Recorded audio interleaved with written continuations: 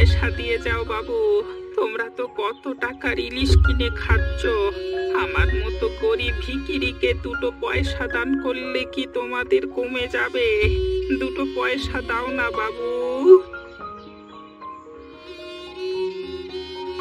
কি রে রতন, রোজ এখানে বসে ভিক্ষা করিস, তোর লজ্জা করে না? বাবু, লজ্জা করলে কি আর পেট চলবে? আমি গরিব মানুষ, ভিক্ষে করা ছাড়া আমার আর কি উপায় আছে বলুন তো? তোকে আমি অনেক দিন ধরে দেখে আসছি এখানে, দেখে মনে হয় বুদ্ধি শুদ্ধি আছে। কোনো কাজ বাজের চেষ্টা করিস না কেন? কাজ আর আমাকে কে দেবে বাবু? কত লোকের কাছে তো গেলাম কাজের জন্য, আমার অবস্থা দেখে সবাই দূর দূর করে তাড়িয়ে দেয়। ভদ্রভাবে যাবি না তো দূর দূর করে তাড়িয়ে দেব না? আমি কি আর বাবু অত আপনাদের মতো আচার আচরণ শিখেছি? জমি নেই, থাকবার জায়গা নেই, সাহায্য করবার লোক নেই, ভিক্ষে না করে কি করব বলুন তো? তোকে যদি একটা কাজ দি করবি, দেখ চুরি ছিনতাই আবার যেন করিস না। কি যে বলেন বাবু, গরিব হতে পারি, ভিক্ষে করে খেতে পারি, কিন্তু ওসব কথা কোনো দিন মনেও আনতে পারি না। তাহলে আমার ইলিশ মাছের হোটেল এখন থেকে তুই সামলাবি। কি বলছেন বাবু? এত বড় দায়িত্ব আমাকে দিচ্ছেন, আপনার ঋণ যে কিভাবে চোকাবো আমি জানি না। গোপাল, দেখে নে, আমার শরীরের অবস্থা খুব একটা ভালো নয়, বুড়ো হচ্ছি তো, তাই এখন থেকে রতন আমার জায়গাটা সামলাবে আমি না আসলে। আপনি যা ভালো বোঝেন তাই করুন, আপনি যা করবেন তাই স্বীকার। রাস্তা থেকে একটা ভিখারি তুলে এনে আদি খেতে দেখানো হচ্ছে, এদিকে যে আমি খেটে খেটে মরে গেলাম এতদিন হোটেলের পেছনে, চোখে গেল না তো? আমিও দেখবো কি করে ওই ভিখারি এখানে রাজা হয়। তুমি এরকম করে রয়েছো কেন বলো তো? কি হয়েছে? তোমাকে দেখে কিন্তু আমার খুব চিন্তা হচ্ছে। চিন্তা করে কি করবে বলো? অন্যের গোলামি করি যখন, তখন তাদের কথাই তো মেনে নিতে হবে। কেন, অবিনাশ বাবুর সঙ্গে ঝামেলা হয়েছে নাকি? আর বলো না তুমি, লোকটা যে এত বড় শয়তান জানা ছিল না। ওই বুড়ো মানুষটার সম্বন্ধে তুমি এরকম করে কেন কথা বলছো?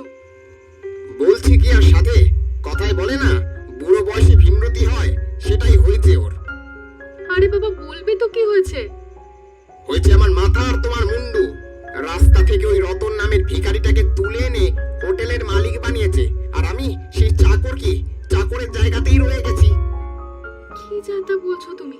এটাও কি কখনো সম্ভব? সবই সম্ভব। আমারও প্রথমে অবিশ্বাস লেগেছিল, কিন্তু এটাই হয়েছে আজ। অবিনাশ বাবুর বিখ্যাত ইলিশ মাছের হোটেলের মালিক কিনা এখন রাস্তার ভিখারি? সেটাই তো, কি করব বুঝতে পারছি না। সারা জীবন শুধু খেতে গেলাম গতর দিয়ে কুকুরের মতো, ফল কিছুই পেলাম না। প্রতিশোধ নাও, অবিনাশ বাবুকে বুঝিয়ে দাও যে সে ভুল সিদ্ধান্ত নিয়েছে। প্রতিশোধ আমাকে নিতেই হবে, তা না হলে ওদের দুজনকেই আমি উচিত শিক্ষা দিতে পারবো না। তোমার কপালটা কি সুন্দর ফিরে গেল বলো রতনদা, এই কদিনের মধ্যে। আগে যে এত কিছু লেখা ছিল জানতাম না রে, ভেবেছিলাম সারা জীবন হয়তো ভিখিরি হয়েই কাটিয়ে দিতে হবে। অবিনাশ বাবুর লোকটা যে মানুষ চিনতে ভুল করেন না, সেটা আগেও জানতাম, সেই বিশ্বাস আগেও ছিল। এই ঘটনায় আরো একবার জানতে পারলাম কিনা। আমি তো কোনোদিন ভাবতেই পারিনি যে আমাকে রাস্তা থেকে তুলে সিংহাসনে বসাবেন উনি। এই কয়েকদিনের মধ্যেই তবে তুমি প্রমাণ করতে পেরেছো যে উনি ভুল ছিলেন না। সুযোগ যখন পেয়েছি তখন সারা জীবন জান লড়িয়ে প্রমাণ করে যাব। আমার সব কিছু ধ্যান জ্ঞান জুড়ে এখন একটাই জিনিস আছে, আর ওটাই থাকবে। তোমার সততার উপর আমারও বিশ্বাস আছে, তাই কয়েকদিনের মধ্যে তোমাকে আমারও খুব ভালো লেগে গেছে বন্ধু হিসেবে। আর আমিও তোমার মতো একজন ভালো বন্ধু পেয়ে মনের কথা খুলে বলতে পারছি। হ্যাঁ, এখন তো তোমার নিজের বাড়িও হয়ে গেছে, ভালো করে থেকো। হ্যাঁ,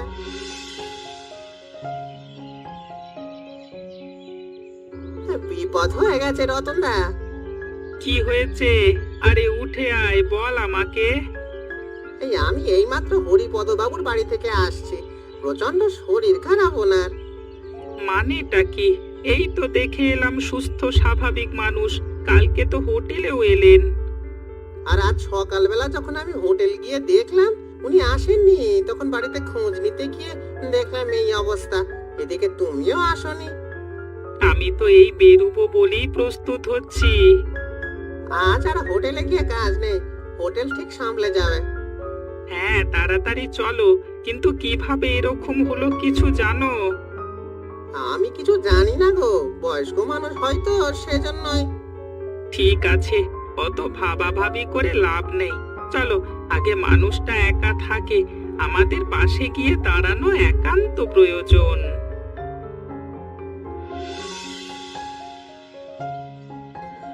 হরিপদ বাবু, হরিপদ বাবু, বাবু, বাবু আপনি ঠিক আছেন?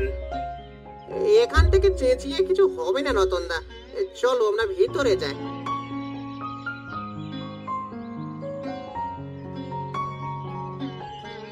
বাবু, চোখ খুলুন বাবু, চোখ খুলুন বাবু। শুনতে পাচ্ছেন বাবু? দেখুন আমি এসেছি, পলাশ এসেছে আপনাকে দেখতে। আর কোনো চিন্তা নেই, আপনি ঠিক হয়ে যাবেন। তোমরা এসেছো।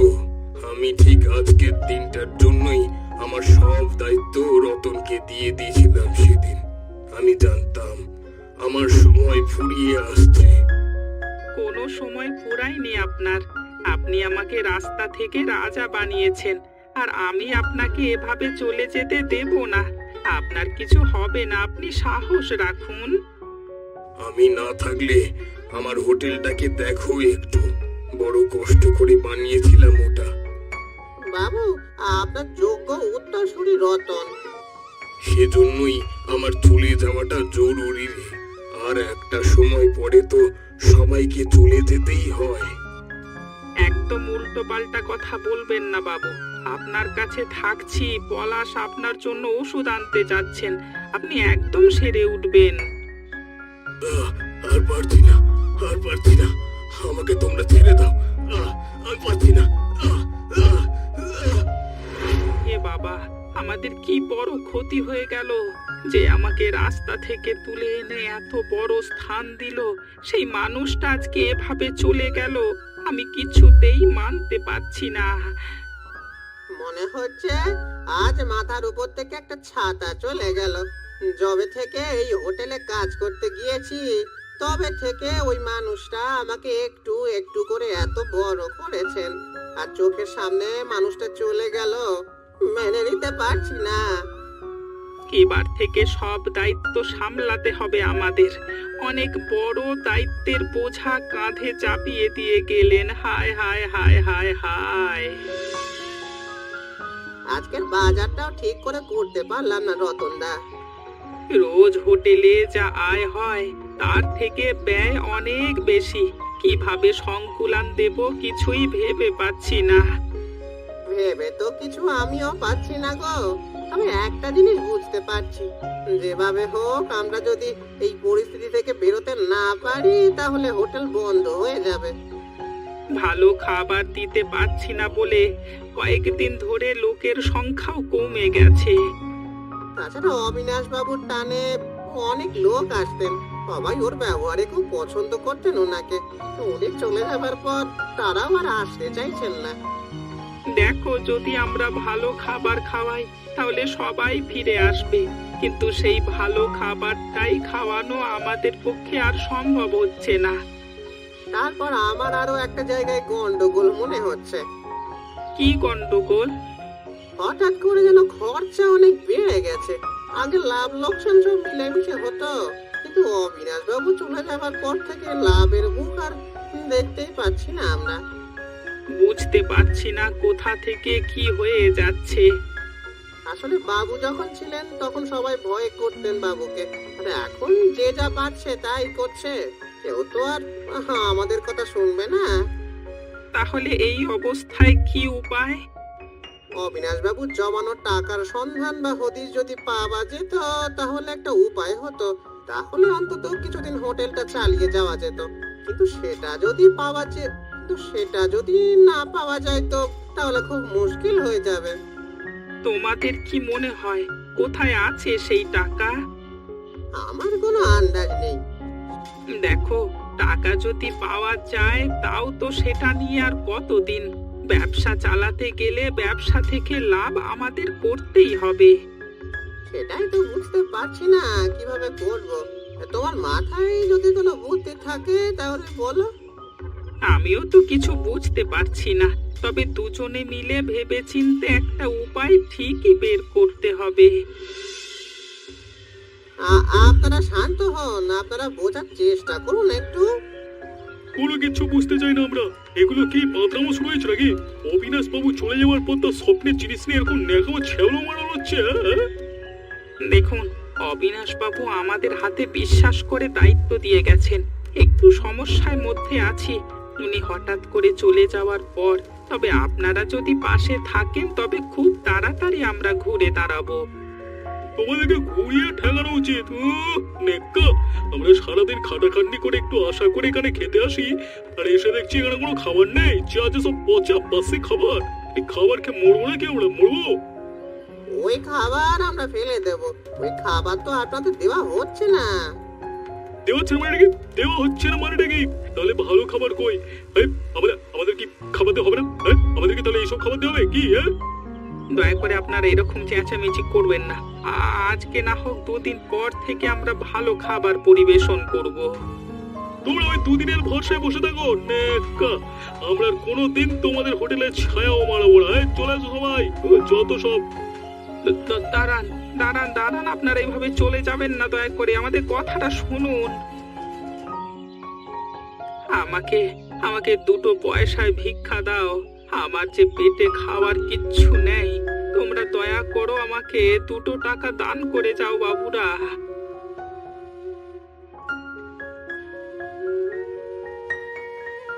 কি দাদা, তুমি আবার ভিক্ষে করতে শুরু করেছো? কি করব ভাই, পুরনো দিন ও সব স্বপ্ন ছিল। আমার জীবনের একমাত্র চরম বাস্তব আমি ভিখিরি। তুমি আজকাল কি করছো? বাবার একটা ছোট জমি ছিল, সেটা চাষ করার চেষ্টা করছি। আগে নয় এখানে অনেক লোকের যাতায়াত ছিল, তাই আমাকে সবাই ভিক্ষে দিত। এখন তো ভিক্ষাও কেউ দিতে চায় না, কারণ এইদিকে লোকজনও আসে না। আমাদের এইরকম অবস্থা কেন হলো বলো তো? ভাগ্য পলাশ, ভাগ্য। যে কপালে কষ্ট লিখা নিয়ে জন্মেছে তাকে তো কষ্ট করতেই হবে। কষ্ট ছাড়া কি কোনো কিছু সমাধান হয়? আর কিসের সমাধান চাইবো আমরা? তোমাকেও সাহায্য করার মতো আমার ক্ষমতা নেই। না হলে তোমাকে এই অবস্থায় দেখে সব থেকে বেশি কষ্ট হচ্ছে আমার। কষ্ট পেও না ভাই, আমার একটা পেট কোনো রকম ভাবে চলেই যায়। তাছাড়া প্রথম জীবনে ভিক্ষে করেছি। জীবনের শুরু থেকে যখন ভিখিরি জীবন কাটিয়েছি তখন আর এতে অসুবিধে হয় না।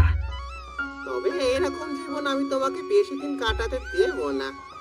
থাক, আর মিথ্যে স্বপ্ন দেখিও না। আর মিথ্যে স্বপ্ন দেখতে ভালো লাগে না। তুমি আমার উপর বিশ্বাস করো তো রতনদা? তোমার উপরে বিশ্বাস করি, কিন্তু বিশ্বাস করি না নিজের ভাগ্যের উপর। যদি আমার ভাগ্য ভালোই হতো তবে সবকিছু পেয়েও হারালাম কেন? বিশ্বাস হারিও না, দেখবে একদিন সব কিছু আবার ফিরে পাবে তুমি। যদি পাই তবে একা পাবো না, তোমাকেও সঙ্গে থাকতে হবে। দেখা যাক। এবারে একটু মাথাটা কাজে লাগাও। কেন, কি হয়েছে? কতদিন আর মাটির ঘরে পড়ে থাকবে? উপরওয়ালা যে সুযোগটা দিচ্ছে সেই সুযোগটা কাজে লাগাতে হবে তো, নাকি? কোন সুযোগের কথা বলছো তুমি? এই যে বুড়োটা মারা গেল, তারপর ওরা চালাতে না পেরে হোটেলটা বন্ধ হয়ে গেল। এরপর ওটা জোর জবরদস্তি করে দখল করে ওখানে কিছু একটা করো। দাঁড়াও, ওখানে একটা মাংসের দোকান করব। মাংসের হোটেল আমাদের গ্রামে তো নেই, তাই ভাত আর মাংসের হোটেল খুব ভালো চলবে। তবে বুদ্ধিটা তুমি আগে লাগাবে তো। এতদিন ধরে তো শুনে কানের মাথা আমার পচে গেল যে অবিনাশ বুড়ো রাস্তা থেকে তুলে একটা ভিখিরিকে মালিক বানিয়েছে। এদিকে বুড়ো চলে গিয়ে হোটেল বন্ধ হয়ে গেল, আর তুমি এখানে নাকে সর্ষের তেল দিয়ে ঘুমোচ্ছ। একদম মাথা থেকে বেরিয়ে গেছিল ব্যাপারটা। এই জন্যই সবার একটা বউ লাগে, যাতে মাথা থেকে বেরিয়ে গেলে সঠিক সময় মাথার ভিতরে ঢুকিয়ে দেওয়া হয়। মাঝে মাঝে ভাবি তুমি যদি আমার পাশে না থাকতে তাহলে আমার কি যে দশা হতো। থাক, সেটা আর বলতে হবে না। যেটা বললাম সেটা করো, তাহলেই হবে সব। তুমি দেখে যেও, দুদিনের মধ্যেই আমি যদি সবকিছু পরিবর্তন করতে না পারি তাহলে আমার নামও গোপাল নয়। দেখা যাক। বাহ বাহ, সুস্বাদু খাবার হয়েছে। আবার কোনোদিন হোটেল কেউ খুলতে পারবে এটা তো ভাবতেই পারিনি। দেখেছো, বলেছিলাম না সবাই আমাদের পাশে এসে দাঁড়াবে। আমাদের হোটেলের ব্যবসা চলতে বাধ্য। এই জন্যই বলে ভিখারিদের দিয়ে কোনো কাজ হবার নয়। তুমি যদি আমায় সেই রাতে বুদ্ধিটা না দিতে তাহলে কোনোদিন হতো না। হ্যাঁ, সারা জীবন আমরা ওই কুঁড়ে ঘরেই পড়ে থাকতাম আর ফ্যান ভাত খেতে খেতে মালিক হওয়ার স্বপ্ন দেখতাম। তাহলে স্বপ্ন আমাদের পূরণ হলো, কি বলো? এবারে আমাদের বাকি বড়লোক হওয়া। বাড়িটা করে এই গ্রামের সব থেকে প্রতিপত্তিশালী লোক হয়ে উঠতে হবে আমাদের। এতদিন গরিব বলে আমাদের কেউ পাত্তা দিত না, এবার আমাদের দেখে সবাই ভয় করে চলবে। ব্যবসায় কি করে লাভ করতে হয় তা তো তোমার জানাই আছে ভালো করে। ওসব সততা ফততা ভিখারিদের কাজ। সততা দেখে তো সব বন্ধ করে দিল। এবারে আমরা শুধু ব্যবসা বুঝবো আর টাকা বুঝবো। লোকেদের কি খাওয়াবো সেটা তো আমরা জানি। হ্যাঁ, যেমন আজ করেছি তেমনই প্রতিদিন বাজারে গিয়ে সব থেকে পচা আর সস্তা জিনিস কিনে এনে খাওয়াবো সবাইকে, আর দাম নেব দ্বিগুণ। হ্যাঁ, দেখবে আমাদের বড়লোক হওয়া থেকে আটকায় কে। ঠিক এই কথাটাই আমিও তোমাকে বলতে চাইছিলাম। যাই হোক, জেনে খুশি হলাম যে তোমার মাথাটাও কাজ করছে আজকাল। এরকম একটা বুদ্ধিমতী বউয়ের সঙ্গে থাকলে মাথা কাজ করবে না? আহা, কি যে বলো। ঠিক আছে ঠিক আছে, অনেক হয়েছে। ওদিকে যাও, অনেক লোক অপেক্ষা করছে, ওদিকে খাবার দাও। হ্যাঁ চলো, লোকেদের খুশি রাখতে পারলে ওরা আবার ফিরে আসবে। এভাবেই আমাদেরকে চালিয়ে যেতে হবে। আর কদিন পর ওই ভিখারিটাকে রাস্তা থেকে দূর করে দেবে একেবারে।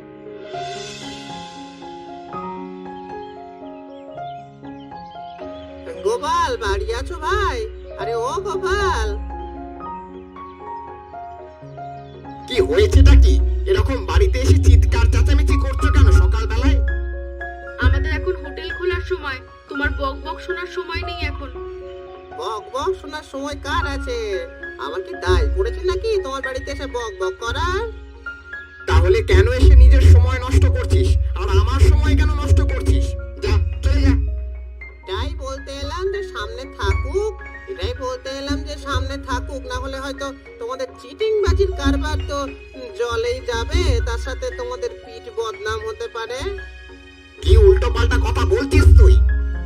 উল্টো পাল্টে বকছি না, ঠিকই বলছি। যে হোটেল অধিকার করে তুমি নিজের সাম্রাজ্য বিস্তার করেছো, সেখানে পচা খাবার খাইয়ে গ্রামের সবাইকে তুমি অসুস্থ করে দিয়েছো। যারা যারা তোমাদের হোটেলে খাবার খেয়েছে তারা বিছানায়, সেই জন্য গ্রামের সবাই দোষারোপ করছে এবং তোমাকে শাস্তি দিতে চাইছে। সাবধানে থেকো। এ কি তুমি বলছো পলাশদা? এসব কথা তো আমরা কিছুই জানি না। মিথ্যে কথা বলছি না, এতটুকু শুধু বিশ্বাস রাখো, বাকি এবার তোমার উপর। বাঁচা ভাই, বাঁচা। আমার মনে হচ্ছে কোথাও কিছু একটা গন্ডগোল হয়ে গেছে। তুই ছাড়া আমাকে আর কেউ বাঁচাতে পারবে না। দেখো দেখো, যে পাপ করেছো তোমরা, সেই পাপের শাস্তি তোমাদের পেতেই হবে। আমার যতটুকু বলার কাজ ছিল বললাম, এবার তোমাদের ব্যাপার।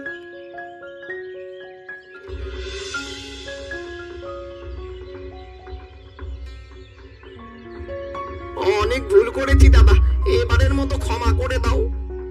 কি ভুল করেছো আর কি ক্ষমা করব? আমি ক্ষমা করবার কে? গ্রামের সবাই মারতে চাইছে আমাকে, আমাকে বাঁচাও। কিন্তু আমি কিভাবে বাঁচাবো তোমাকে? আমি আজ নিজের মুখে সব ভুল স্বীকার করছি। অবিনাশ বাবু মারা যাওয়ার পর হোটেল থেকে চিটিংবাজি করে টাকা আমি সরাতাম, আর সেজন্যই ব্যবসাটা বন্ধ হয়ে গেছে। আর ব্যবসা বন্ধ হওয়ার পর আমি যে মাংসের ব্যবসা খুলেছিলাম তাতে পচা খাবার খাইয়ে সবার শরীর খারাপ হয়েছে। এখন বুঝতেই তো পারছো। তুমি কি চাও আমার কাছে তাহলে? অবিনাশ বাবুর স্বপ্নের হোটেলটা এত বড় ক্ষতি করে এখন আমার কাছ থেকে কি আশা করো? দেখো, ভুল তো মানুষ মাত্রই হয়। আর তাছাড়া যদি তুমি আজ ক্ষমা না করো তাহলে হয়তো অবিনাশ বাবুর ব্যর্থ হয়ে যাওয়ার স্বপ্নটা আবার কোনোদিন পূরণ হবে না। মানে কি বলতে চাইছো? আমি ঠিক করেছি, পাপের প্রায়শ্চিত্ত হিসেবে যা টাকা আমি অসৎ পথে উপার্জন করেছি সব টাকা দিয়ে অবিনাশ বাবুর নামে আবার ইলিশ মাছের হোটেল খুলতে চাই, এবং সেই হোটেলের দায়িত্ব নেবে তুমি। কি বলছো কি? আমি একজন ভিখিরি মানুষ, আমি আর কোথায় এত বড় হোটেলের দায়িত্ব নেব? তোমাকে নিতে হবে রতনদা, না হলে আমি মরেও শান্তি পাবো না। আর অবিনাশ বাবু তো সেটাই চেয়েছিলেন। ঠিক আছে, মানুষের একবার ভুল ক্ষমা করে দেওয়া যায়। আর অবিনাশ বাবু যখন চেয়েছিলেন তখন অবিনাশ বাবুর স্বপ্ন পূরণের জন্য আমি আরো একবার রাজি আছি। তবে পলাশকেও দায়িত্ব দিতে হবে, আমি একা করব না। ভাবাই যায়নি কোনোদিন আমার অবিনাশ বাবুর নামে ইলিশের হোটেল খোলা হবে গ্রামে। বাহ, খুব খুশি হয়েছে আমি। আমরা আর রান্নার স্বাদও সে আগের মতো সাধু সাধু। আমরা আবার আগের মতো সবাই আসবো, হোটেলে খাবো। সত্যি কোনোদিন ভাবতে পারিনি যে আবার আমরা ফিরে আসবো এখানে।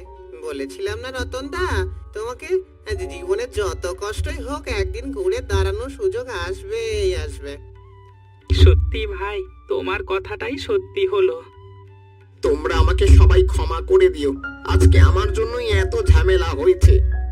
মূলত আমার লোভের কারণেই এত গন্ডগোল হয়েছে, তাই আমি সবার আগে ক্ষমা চেয়ে নিচ্ছি। ভুল তো মানুষ মাত্রই হয়, ভুল যখন হয়েছে তখন সেখান থেকে শিক্ষা নিয়ে এগোনো উচিত। আমি নিজের প্রায়শ্চিত্ত করব এই হোটেলের সমস্ত রান্নার দায়িত্ব নিয়ে। আরে ওসব পুরনো কথা ছাড়ো, এবার থেকে আমরা সবাই মিলে একসাথে হোটেল চালাবো, এবং সেটাই অবিনাশ বাবুকে দেওয়া আমাদের সেরা উপহার হবে।